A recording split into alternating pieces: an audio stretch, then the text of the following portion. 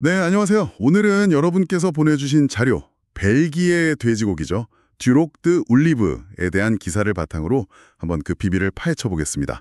네, 안녕하세요. 이 돼지고기가 요즘 뭐랄까 미식가나 셰프들 사이에서 상당히 좀 이야기가 많더라고요. 맞아요. 그래서 왜 그렇게 주목받는지 품종부터 사육 방식, 그리고 또 지속 가능성, 이런 부분까지 좀 깊게 들여다보려고 합니다. 그냥 맛있는 고기 그 이상인 거죠. 그 안에 담긴 어떤 철학이나 스토리가 또 있으니까요. 네, 특히 그 돼지 사료에 올리브 오일을 쓴다는 얘기, 이거 정말 흥미롭던데요.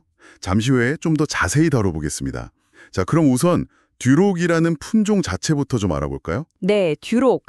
일단 그 붉은 털이랑 축 늘어진 귀가 딱 특징이죠. 맞아요. 근데 털 색깔이 생각보다 되게 다양하더라고요.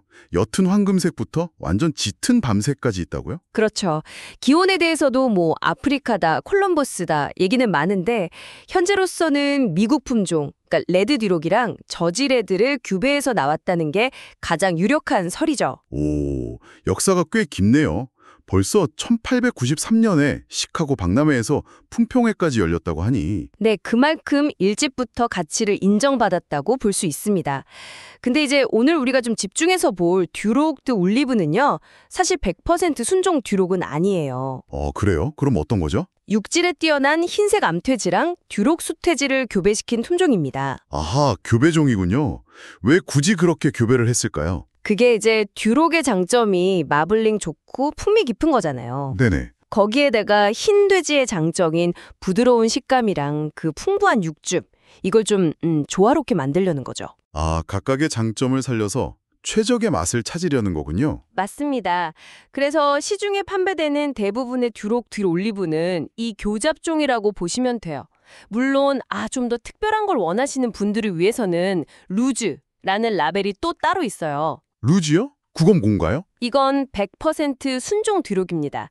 근내 지방이 훨씬 더 풍부해서요. 맛과 향이 정말 강렬해요. 와, 그럼 정말 진한 맛을 좋아하는 분들이 찾겠네요. 네. 그래서 벨기에 유명 셰프들도 특정 요리에는 이 루즈를 선호한다고 하더라고요. 그 자체의 맛을 살리는 요리에 좀 더 적합하겠죠. 그렇군요. 자, 그럼 아까 잠깐 언급했던 그 특별한 사료 얘기로 넘어가 볼까요?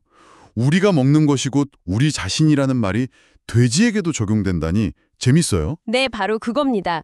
듀럭들 올리브의 핵심 비결 중 하나가 바로 사료에 들어가는 올리브 오일이죠. 올리브 오일이라 정말 독특한데요. 왜 하필 올리브 오일이었을까요? 일단 고기의 맛과 부드러움을 더 좋게 만든다고 알려져 있고요. 근데 이게 그냥 가무 넣는 게 아니에요. 헨트 대학교랑 같이 연구해서 과학적인 포뮬러를 개발한 겁니다. 대학이랑 협력까지 해서요? 네, 순수 곡물, 그러니까 밀, 보리, 옥수수 이런 거랑 식이섬유, 단백질에다가 올리브유를 딱 정해진 비율로 배합해서 쓰는 거죠. 그 배합이 중요하다는 거군요. 그렇죠. 특히 올리브 오일에는 건강에 좋다고 알려진 단일 불포화 지방산이 많잖아요. 네. 근데 이 사료를 먹은 돼지의 지방을 분석해 보면 그 지방 구성이 사람에게 좀 더 유익한 형태로 나타난다는 연구 결과가 있어요. 와, 신기하네요. 돼지고기를 먹는데 건강한 지방을 섭취하는 효과가? 뭐랄까 그런 개경으로 접근하는 거죠. 그리고 돼지가 자라는 단계에 맞춰서 사료 프로그램을 다르게 적용해요. 지방이 가장 맛있게 형성될 시기에 맞춰서요. 그래서 품질이 일정하게 유지될 수 있는 거군요. 맞습니다. 그게 또 중요한 부분이죠. 단순히 맛만 좋은 게 아니라 생산 과정 전반에 걸쳐서 기준이 굉장히 엄격한 것 같아요. 뭐 비포크 인증 같은 식품 안전은 기본이고. 네, 동물복지나 환경기준 준수도 굉장히 중요하게 생각합니다. 예를 들면 농장 들어갈 때 전신 샤워하고 전용 복장 입는 건 물론이고 돼지들이 자연 채광 들어오는 넓고 환기 잘 되는 곳에서 지낸다고요? 그렇죠. 이게 다 비용 상승 요인이 될 수도 있겠지만 네, 그 점이 좀 궁금하긴 했어요. 이렇게까지 하면 가격이 꽤 높아지지 않을까 하고요. 물론 영향이 있겠죠. 하지만 이걸 단순히 비용으로만 보지는 않는 것 같아요. 예를 들어 동물복지를 보면 돼지들 스트레스 받지 말라고 놀이용 체인이나 집 같은 걸 넣어줘요. 풍부화 자재라고 부르는데 돼지들 장난감이네요. 네, 그런 셈이죠. 운송할 때도 그냥 트럭이 아니라 냉난방 시설 갖춘 전용 트럭을 쓰고요. 또 지역 생산이라 운송 거리 자체도 짧게 유지하려고 하고요. 환경적으로는 어떤 노력들을 하나요? 폐수 정화 시스템은 기본이고 에너지는 태양광이나 목재 폐기물을 활용한 바이오매스를 사용하고요. 또 농장 주변에는 호두나무 같은 걸 심어서 임농 복합 경영을 하고 분뇨는 당연히 비료로 재활용하는 순환 농업 시스템을 갖추고 있습니다. 와, 정말 다방면으로 신경을 많이 쓰네요. 이 모든 게 결국 맛있는 고기는 동물을 잘 돌보는 것에서 시작된다는 그들의 철학을 보여주는 거죠. 심지어 농장 옆에 산책로를 만들어서 소비자들이 와서 직접 볼 수 있게도 해놨어요. 아, 투명하게 공개하는 거군요. 대단하네요. 네, 그만큼 자신감이 있다는 뜻이겠죠. 이런 스토리가 결국 가격 이상의 가치를 만든다고 믿는 거고요. 그렇군요.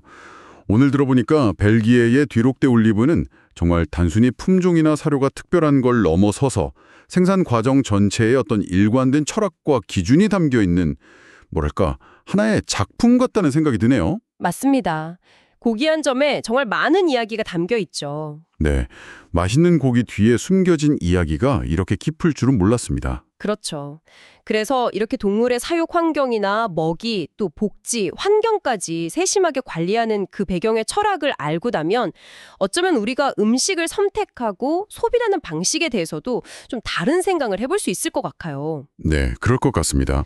식품의 스토리를 아는 것이 여러분에게 그 가치를 어떻게 다르게 느끼게 할 수 있을지 한 번쯤 생각해 보시는 것도 의미 있지 않을까 싶습니다.